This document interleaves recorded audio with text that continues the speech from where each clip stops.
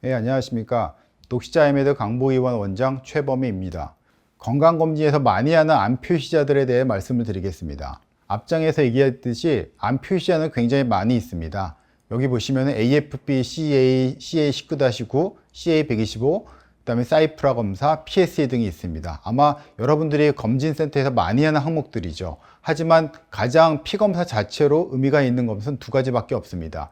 AFP, 간암에 대한 설명, PSA, 전립선 암에 대한 표시자입니다.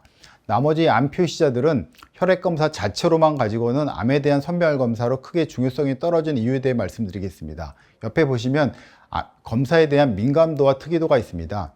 민감도라는 것은 암이 있는 경우에 진짜 높게 나오는 경우, 특이도라는 것은 암이 아닌 경우에 낮게 나오는 경우를 말씀드리겠습니다. 그렇기 때문에 혈액검사에서 중요한 것은 민감도와 특이도가 다 같이 증가되는 경우에는 의미가 있는 검사라고 할 수 있습니다. 즉 AFP와 PSA를 제외하고는 하나가 높고 하나가 낮고 이렇게 되어 있기 때문에 건강검진에서 하는 표시자 중에서는 혈액검사 자체로 의미가 있는 것은 두 가지만 보시면 될 것 같습니다. AFP에 대해 말씀드리겠습니다. B형, C형 간염 바이러스를 가지고 있는 분들한테는 AFP 검사와 함께 복부 초음파를 6개월마다 꼭 같이 병행할 것을 권해드리겠습니다. 또한 AFP 단독으로만 가지고도 400 이상인 경우에는 간암에 대한 가능성이 굉장히 높기 때문에 반드시 의사의 진찰을 권해드리겠습니다. 또한 간암에 상관이 없이 우리가 정상적으로 임신 시에도 증가할 수 있는 수치이기 때문에 이 수치가 높은 경우에, 특히 여성인 경우에는 임신 여부에 대해서도 꼭 체크를 권해드리겠습니다.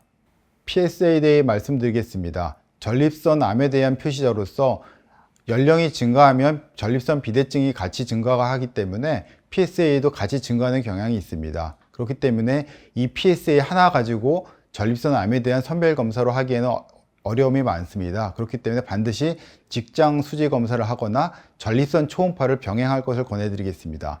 이 표를 보시면 나이에 따른 여러 인종별로 PSA 수치 변화를 볼 수 있습니다. 즉 나이가 증가할수록 PSA가 증가하는 경향이 있기 때문에 단순 PSA 수치 가지고 전립선 암을 평가할 수가 없습니다. 그렇기 때문에 반드시 직장 수지 검사나 전립선 초음파를 같이 병행할 것을 권해드리겠습니다.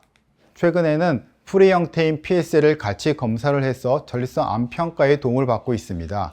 즉 PSA 수치가 높거나 낮거나 상관이 없이 풀이 형태의 PSA를 같이 측정을 해서 토탈 PSA로 낮춘 값에다가 곱하기 100을 하신 다음에 그 값이 25% 이상인 경우를 정상이라고 보고 25%가 이하인 경우에는 전립선 암에 대한 위험이 증가됐다고 이해하시면 될 것 같습니다.